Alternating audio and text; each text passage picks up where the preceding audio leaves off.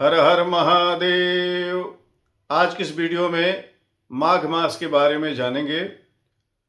ईसवीय वर्ष 2026 में माघ का महीना कब से प्रारंभ होगा, कब तक चलेगा, माघ के महीने में कौन कौन से विशेष व्रत पर्व पड़ेंगे, माघ स्नान कब से प्रारंभ होगा, माघ के महीने में क्या क्या कार्य करने चाहिए, भगवान गणेश जी की उत्पत्ति अर्थात माघ चतुर्थी किस दिन पड़ रही है, खर मास का समापन कब होगा, मकर संक्रांति कब मनाई जाएगी, षटतिला एकादशी कब होगी और मौनी अमावस्या कब मनाई जाएगी, गुप्त नवरात्र कब से प्रारंभ होंगे, भैमी एकादशी जिसे जया एकादशी के नाम से भी जाना जाता है कब पड़ेगी और माघ पूर्णिमा कब होगी।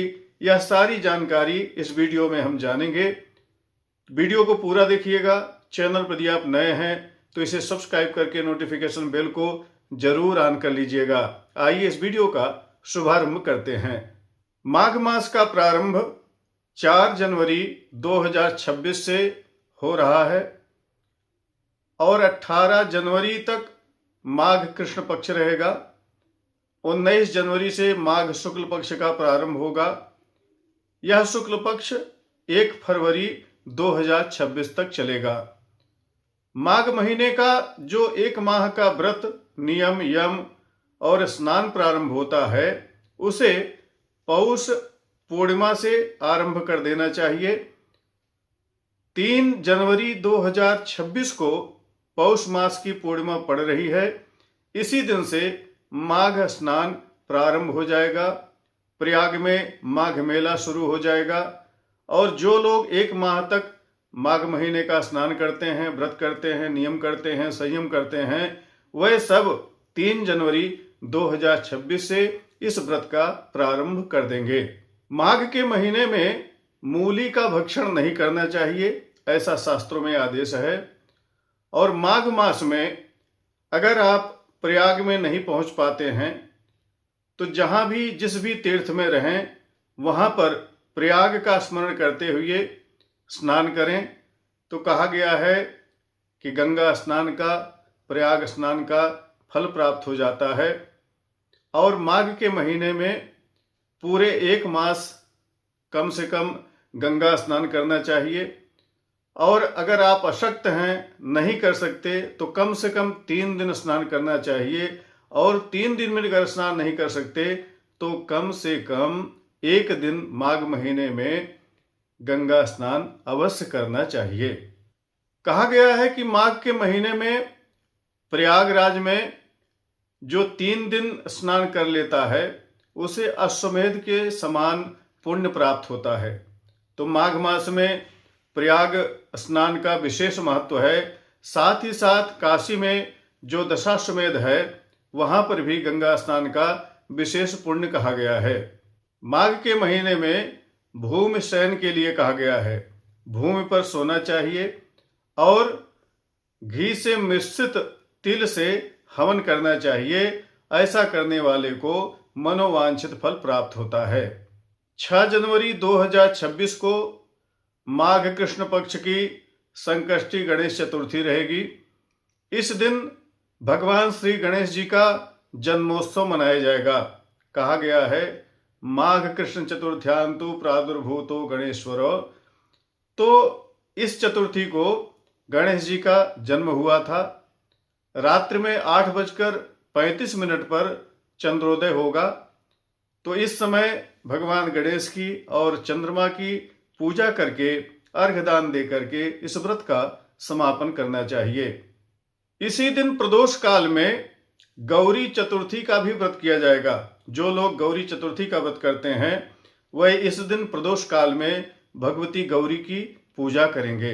14 जनवरी 2026 को सभी लोग षटतिला एकादशी का व्रत करेंगे।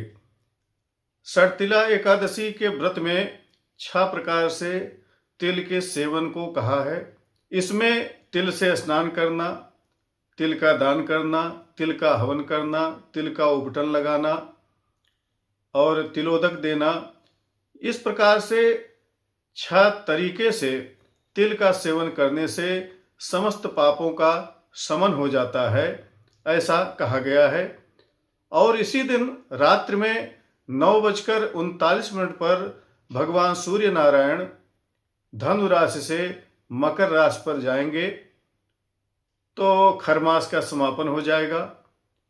भगवान सूर्य उत्तरायण हो जाएंगे, देवताओं का दिन होगा, दैत्यों की रात्रि हो जाएगी, शिशिर ऋतु का प्रारंभ होगा।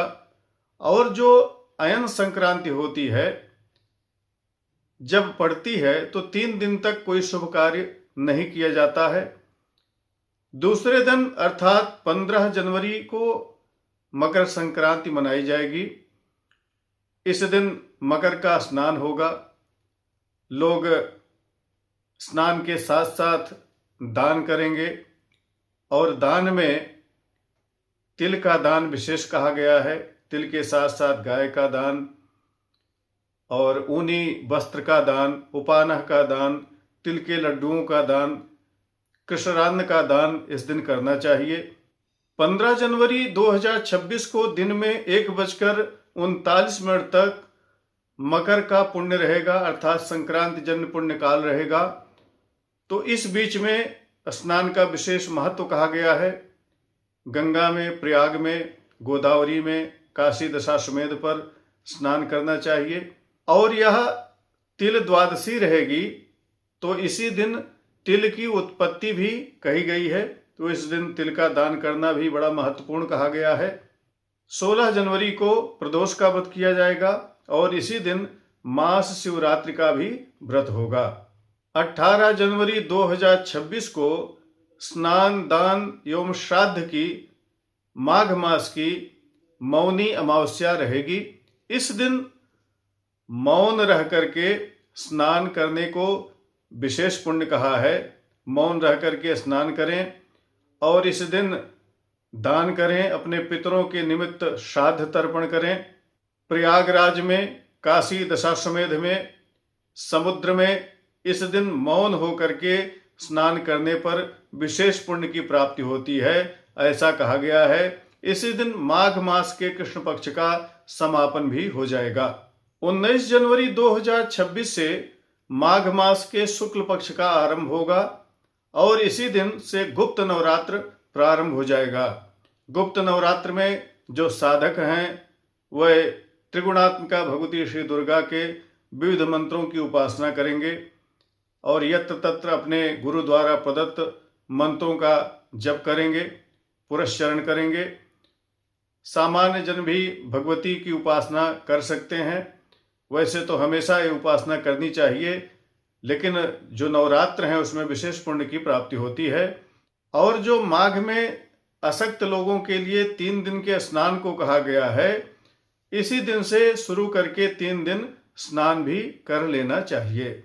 माघ के महीने में ही शुक्रास्त भी हो रहा है, तो खरमास समाप्त होने के बाद जो विवाह, मुंडन, यज्ञोपवीत इत्यादि होते हैं, मांगलिक कृत्य होते हैं, वह सब बंद ही रहेंगे, क्योंकि शुक्रास्त रहेगा तो ये सारे कार्य फिर भी नहीं हो पाएंगे। 22 जनवरी 2026 को वैनायकी श्री गणेश चतुर्थी का व्रत किया जाएगा। इसे कुंद चतुर्थी भी कहते हैं। इस दिन भगवान शिव की कुंद पुष्प से पूजा करने पर विशेष फल की प्राप्ति होती है, ऐसा कहा गया है। 23 जनवरी 2026 को बसंत पंचमी मनाई जाएगी। इस दिन भगवती बागेश्वरी की जयंती मनाई जाएगी, सरस्वती की पूजा की जाएगी, तक्षक पूजा की जाएगी, रतिकाम महोत्सव होगा। इस दिन से बसंत ऋतु का प्रारंभ नहीं होता। कदाचित लोग समझ लेते हैं कि इस दिन से बसंत ऋतु लग जाती है, लेकिन इस बसंत पंचमी को भगवती सरस्वती की जयंती रहती है, बागेश्वरी की जयंती रहती है। और कुछ विद्वानों का ऐसा भी मत होता है कि इस दिन से 8 दिन समस्त ऋतुएं अपना प्रभाव दिखाना प्रारंभ करती हैं, बसंत का स्वागत करती हैं। बसंत को ऋतुओं का राजा कहा गया है, तो उसके आगमन से पहले सभी ऋतु आ करके अपना प्रभाव डालती हैं। तो इस दिन से 8-8 दिन आपको कभी गर्मी लगेगी, कभी बरसात होगी, कभी ठंड लगेगी, कभी हवा चलेगी। कुछ इस तरह का मौसम 40 दिन आप देखेंगे। तो कुछ विद्वानों का ऐसा भी मत है, तो मैं आपको बता दे रहा हूं, यह अनुभव का विषय है, तो आप अनुभव करें। तो यह बसंत पंचमी 23 जनवरी 2026 को रहेगी। 25 जनवरी 2026 को अचला सप्तमी का व्रत किया जाएगा। इसे रथ सप्तमी भी कहते हैं, भानु सप्तमी भी कहते हैं। तो भगवान सूर्य की आराधना करने का यह विशेष दिवस रहेगा। जो लोग अपने जीवन में प्रगति चाहते हों, शिक्षा प्रतियोगिता परीक्षाओं में आगे बढ़ना चाहते हों, हजारों की भीड़ में अपना एक अलग वर्चस्व बनाना चाहते हों, ऐसे सभी लोग भगवान सूर्य की उपासना अवश्य करें। तो यह जो अचला सप्तमी है, इस दिन उनकी विशेष आराधना की जाएगी। 29 जनवरी 2026 को जया एकादशी, जिसे कि बंगाल आदि में भैमी एकादशी के नाम से भी जाना जाता है, उसका व्रत किया जाएगा और अगले दिन इसका पारण होगा। सभी एकादशियों की व्रत कथा हमारे चैनल पर उपलब्ध है। संस्कृत एवं हिंदी दोनों में महात्म्य और कथा उपलब्ध है। आप वहां से जाकर के सुन सकते हैं। उसकी लिंक आपको इस वीडियो के डिस्क्रिप्शन में प्राप्त हो जाएगी। 30 जनवरी 2026 को प्रदोष का व्रत किया जाएगा।